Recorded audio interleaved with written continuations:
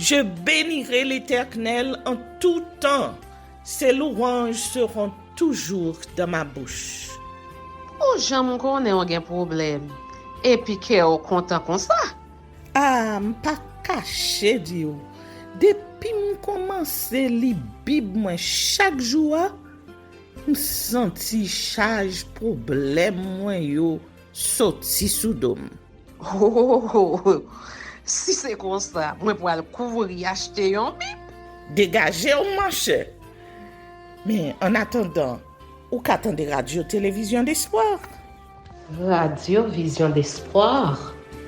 Oh, moi t'attendais une annonce comme ça, oui. Mais qui ça a te dit? Lecture de la Bible en un an. Une émission qui vous accompagne à la découverte des trésors cachés de la parole de Dieu sur Radio Télévision d'Espoir. Chaque jour de 11h à 11h30 du matin, excepté mercredi 5h30, 6h de l'après-midi, samedi 7h30, 8h du matin, avec les sœurs Chantal Saint-Hubert, Claude Louis Orisma. Et votre servante, Maudeline Maurice Hilaire.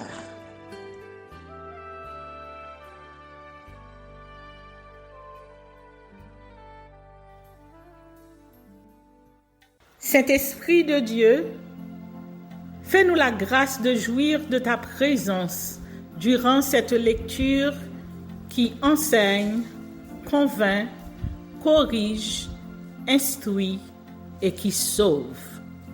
Au nom de Jésus. Amen.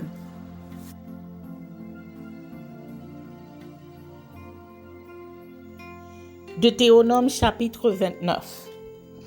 Le renouvellement de l'alliance.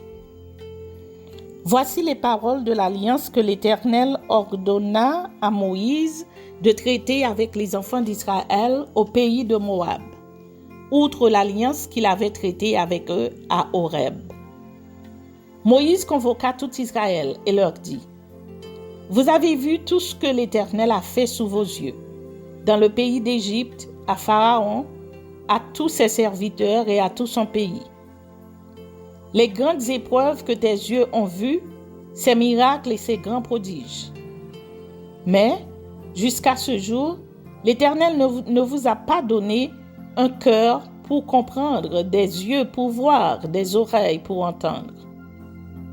Je t'ai conduit pendant 40 années dans le désert. Tes vêtements ne se sont point usés sur toi, et ton soulier ne s'est point usé à ton pied. Vous n'avez point mangé de pain et vous n'avez bu ni vin ni liqueur forte, afin que vous connussiez que je suis l'Éternel votre Dieu. Vous êtes arrivés dans ce lieu, Sihon, roi de Heshbon, et Og, roi de Bazan, sont sortis à notre rencontre pour nous combattre et nous les avons battus. Nous avons pris leur pays et nous l'avons donné en propriété aux Rubénites, aux Gadites et à la moitié de la tribu des Manassites. Vous observerez donc les paroles de cette alliance et vous les mettrez en pratique afin de réussir dans tout ce que vous ferez. Vous vous présentez aujourd'hui devant l'Éternel, votre Dieu, vous tous, vos chefs de tribus, vos anciens, vos officiers, tous les hommes d'Israël, vos enfants, vos femmes et l'étranger qui est au milieu de ton camp, depuis celui qui coupe ton bois jusqu'à celui qui puise ton eau. Tu te présentes pour entrer dans l'alliance de l'Éternel, ton Dieu, dans cette alliance contractée avec serment et que l'Éternel, ton Dieu, traite en ce jour avec toi, afin de t'établir aujourd'hui pour son peuple et d'être lui-même ton Dieu, comme il te l'a dit et comme il l'a juré à tes pères, Abraham, Isaac et Jacob. Ce n'est point avec vous seul que je traite cette alliance contractée avec serment, mais c'est avec ceux qui sont ici parmi nous, présents en ce jour devant l'Éternel notre Dieu, et avec ceux qui ne seront point ici, parmi nous en ce jour. Mais c'est avec ceux qui sont ici parmi nous, présents en ce jour devant l'Éternel notre Dieu, et avec ceux qui ne sont point ici parmi nous en ce jour. Vous savez de quelle manière nous avons habité dans le pays d'Égypte et comment nous avons passé au milieu des nations que vous avez traversées. Vous avez vu leurs abominations et leurs idoles, le bois et la pierre, l'argent et l'or qui sont chez elles. Qu'il n'y ait parmi vous ni homme, ni femme, ni famille, ni tribu, dont le cœur se détourne aujourd'hui de l'Éternel notre Dieu pour aller servir les dieux de ces nations-là. Qu'il n'y ait point parmi vous de racines qui produisent du poison et de l'absinthe. Que personne, après avoir entendu les paroles de cette alliance contractée avec serment, ne se glorifie dans son cœur et ne dise « J'aurai la paix, quand même je suivrai les penchants de mon cœur et que j'ajouterai l'ivresse à la soif. » L'Éternel ne voudra point lui pardonner. Mais alors, la colère et la jalousie de l'Éternel s'enflammeront contre cet homme. Toutes les malédictions écrites dans ce livre reposeront sur lui et l'Éternel effacera son nom de dessous les cieux. L'Éternel le séparera pour son malheur de toutes les tribus d'Israël, selon toutes les malédictions de l'alliance écrite dans ce livre de la loi. Les générations à venir, vos enfants qui naîtront après vous et l'étranger qui viendra d'une terre lointaine, à la vue des plaies et des maladies dont l'Éternel aura frappé ce pays, à la vue du soufre, du sel, de l'embrasement de toute la contrée où il n'y aura ni semence, ni produit, ni aucune herbe qui croisse, comment au bouleversement de Sodome, de Gomorrhe, d'Adma et de Pséboïm que l'Éternel détruisit dans sa colère et dans sa fureur. Toutes les nations diront: pourquoi l'Éternel a-t-il ainsi traité ce pays? Pourquoi cette ardente, cette grande colère? Et l'on répondra: c'est parce qu'ils ont abandonné l'alliance contractée avec eux par l'Éternel, le Dieu de leur père, lorsqu'il les fit sortir du pays d'Égypte. C'est parce qu'ils sont allés servir d'autres dieux et se prosterner devant eux, les dieux qu'ils ne connaissaient point et que l'Éternel ne leur avait point donné en partage. Alors, la colère de l'Éternel s'est enflammée contre ce pays et il a fait venir sur lui toutes les malédictions écrites dans ce livre. L'Éternel les a arrachés de leur pays avec colère, avec fureur, avec une grande indignation, et il les a jetés sur un autre pays, comme on le voit aujourd'hui. Les choses cachées sont à l'Éternel, notre Dieu. Les choses révélées sont à nous et à nos enfants, à perpétuité, afin que nous mettions en pratique toutes les paroles de cette loi.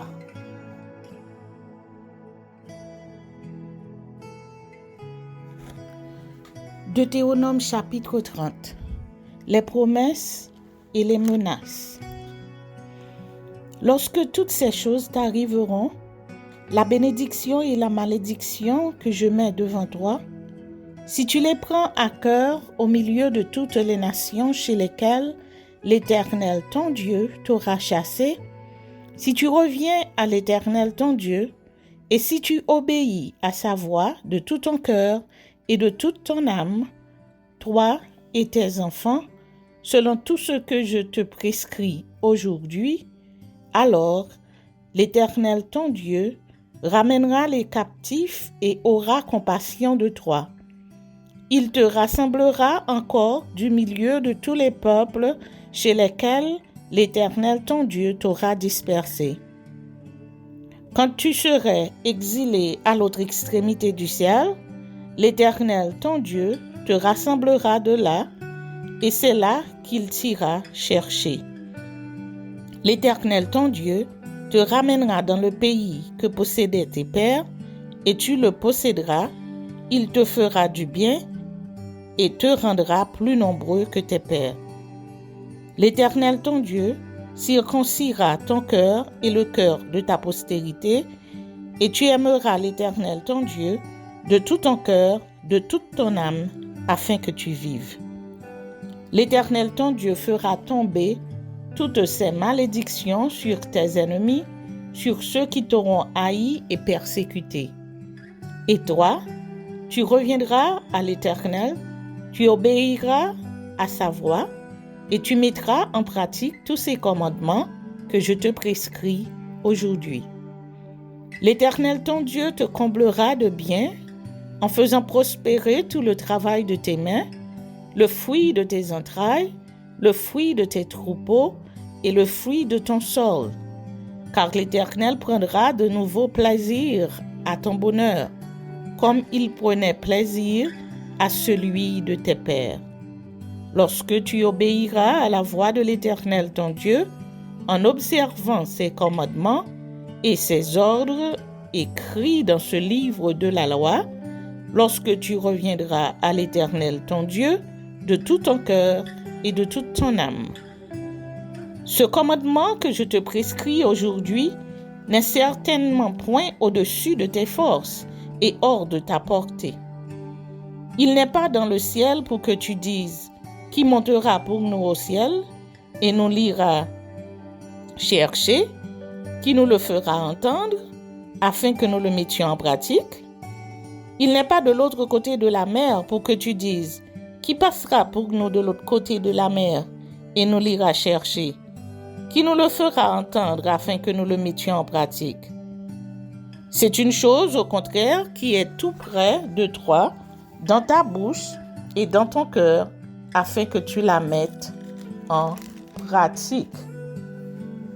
Vois, je mets aujourd'hui devant toi la vie et le bien, la mort et le mal, car je te prescris aujourd'hui d'aimer l'Éternel ton Dieu, de marcher dans ses voies et d'observer ses commandements, ses lois et ses ordonnances, afin que tu vives et que tu multiplies et que l'Éternel ton Dieu te bénisse dans le pays dont tu vas entrer en possession.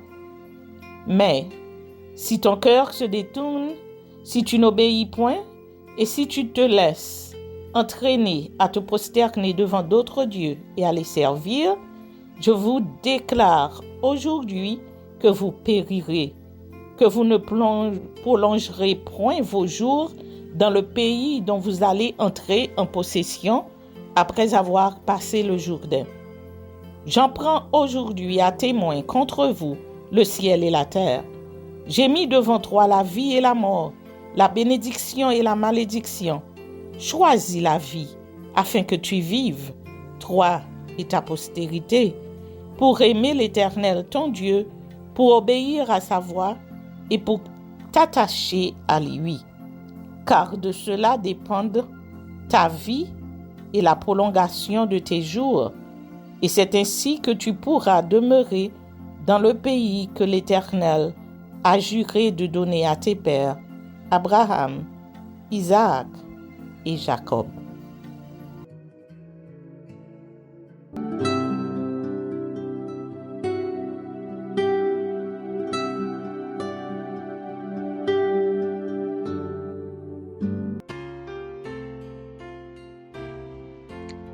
Ésaïe chapitre 10.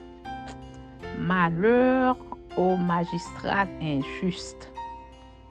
Malheur à ceux qui prononcent des ordonnances iniques et à ceux qui transcrivent des arrêts injustes pour refuser justice aux pauvres et ravir leurs droits aux malheureux de mon peuple, pour faire des veuves leur proie et des orphelins leur butin. Que ferez-vous au jour du châtiment et de la ruine qui du lointain fondra sur vous? Vers qui fuirez-vous pour avoir du secours et où laisserez-vous votre gloire? Les uns seront courbés parmi les captifs, les autres tomberont parmi les morts. Malgré tout cela, sa colère ne s'apaise point et sa main est encore étendue. Humiliation de la Syrie. Malheur à l'Assyrien, verge de ma colère. La verge dans sa main, c'est l'instrument de ma fureur. Je l'ai lâché contre une nation impie. Je l'ai fait marcher contre le peuple de mon courroux, pour qu'il se livre au pillage et fasse du butin, pour qu'il le foule aux pieds comme la boue des rues. Mais il n'en juge pas ainsi, et ce n'est pas là la pensée de son cœur. Il ne songe qu'à détruire, qu'à exterminer les nations en foule. Car il dit, mes princes ne sont-ils pas autant de rois? N'en a-t-il pas été de Calno comme de Carchemish? N'en a-t-il pas été de Hamath comme d'Arpad? N'en a-t-il pas été de Samarie comme de Damas? De même que ma main a atteint les royaumes des idoles, où il y avait plus d'images qu'à Jérusalem et à Samarie. Ce que j'ai fait à Samarie et à ses idoles, ne le ferai-je pas à Jérusalem et à ses images? Mais quand le Seigneur aura accompli toute son œuvre sur la montagne de Sion et à Jérusalem, je punirai le roi d'Assyrie pour le fruit de son cœur orgueilleux et pour l'arrogance de ses regards hautains. Car il dit, c'est par la force de ma main que j'ai agi, c'est par ma sagesse, car je suis intelligent. J'ai reculé les limites des peuples et pillé leurs trésors. Et comme un héros, j'ai renversé ceux qui siégeaient sur des trônes. J'ai mis la main sur les richesses des peuples comme sur un nid. Et comme on ramasse des œufs abandonnés, j'ai ramassé toute la terre. Nul n'a remué l'aile, ni ouvert le bec, ni poussé un cri. La hache se glorifie-t-elle envers celui qui s'en sert? Ou la scie est-elle arrogante envers celui qui la manie? Comme si la verge faisait mouvoir celui qui la lève, comme si le bâton soulevait celui qui n'est pas du bois. C'est pourquoi le Seigneur des armées enverra le dépérissement parmi ses robustes guerriers. Et sous sa magnificence éclatera un embrasement, comme l'embrasement d'un feu. La lumière d'Israël deviendra un feu, et son sein une flamme, qui consumera et dévorera ses épines et ses ronces en un seul jour, qui consumera corps et âme la magnificence de sa forêt et de ses campagnes. Il en sera comme d'un malade qui tombe en défaillance. Le reste des arbres de sa forêt pourra être compté, et un enfant en écrirait le nombre. En ce jour-là, le reste d'Israël et les réchappés de la maison de Jacob cesseront de s'appuyer sur celui qui les frappait. Ils s'appuieront avec confiance sur l'Éternel, le Saint d'Israël. Le reste reviendra le reste de Jacob, ô Dieu puissant. Quand ton peuple, ô Israël, serait comme le sable de la mer, un reste seulement reviendra.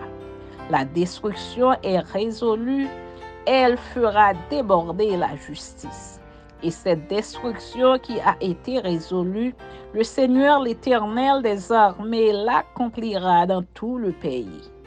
Cependant, ainsi parle le Seigneur l'Éternel des armées. Ô mon peuple qui habite en Sion, ne crains pas l'Assyrien. Il te frappe de la verge et il lève son bâton sur toi comme faisaient les Égyptiens. Mais encore un peu de temps et le châtiment cessera. Puis ma colère se tournera contre lui pour l'anéantir. L'Éternel des armées agitera le fouet contre lui, comme il frappe à Madian au rocher d'Oreb. Et de même qu'il leva son bâton sur la mer, il le lèvera encore comme en Égypte. En ce jour, son fardeau sera ôté de dessus ton épaule, et son joug de dessus ton cou, et la graisse fera éclater le joug. Il marche sur Ajat, traverse Migron, laisse ses bagages à Micmash. Il passe le défilé, il couche à Geba. Rama tremble, Gibéa de Saül prend la fuite. Fais éclater ta voix, fille de Galim. Prends garde, Laïs. Malheur à toi, Anatoth. Madmena se disperse, les habitants de Gébim sont en fuite. Encore un jour de halte à Nob, et il menace de sa main la montagne de la fille de Sion, la colline de Jérusalem. Voici, le Seigneur, l'Éternel des armées, brise les rameaux avec violence. Les plus grands sont coupés, les plus élevés sont abattus. Il renverse avec le fer les taillis de la forêt, et le Liban tombe sous le puissant. Amen.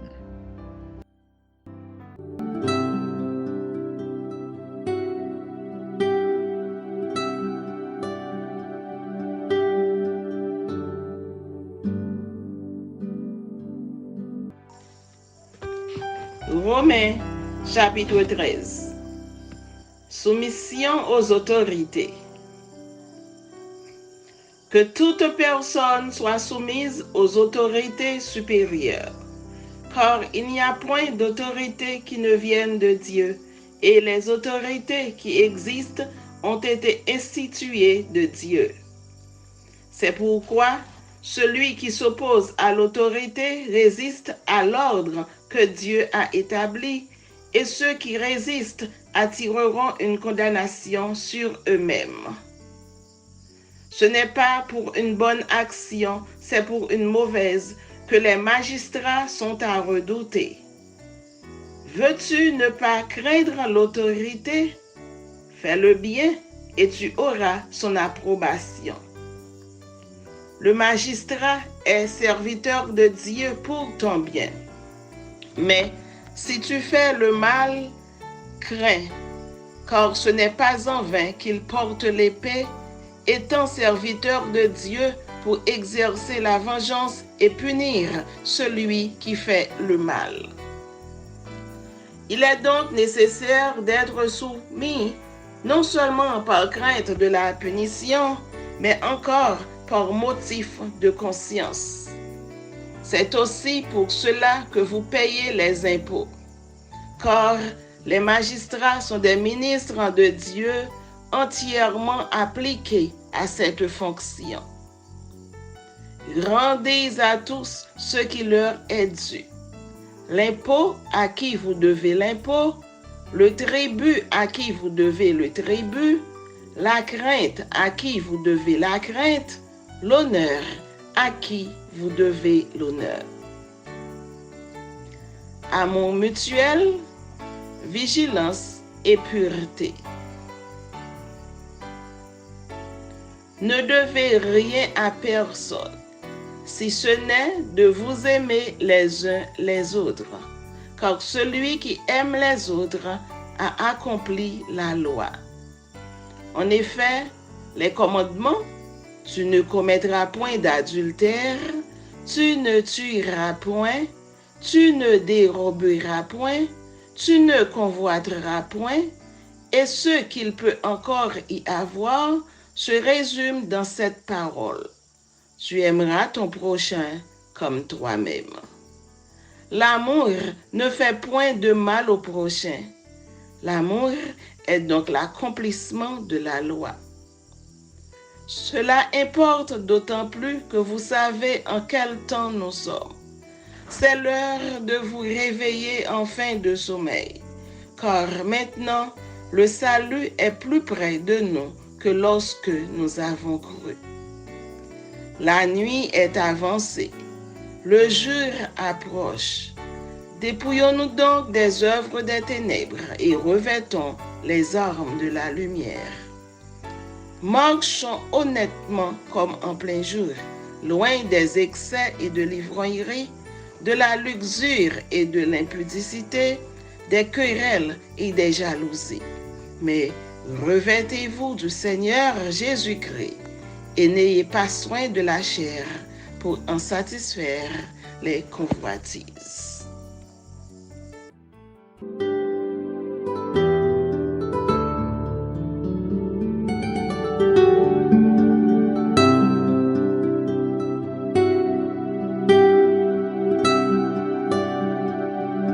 Merci Seigneur de nous donner le discernement dans la lecture de ta parole, que nous y prêtions attention afin d'appliquer notre cœur à la sagesse.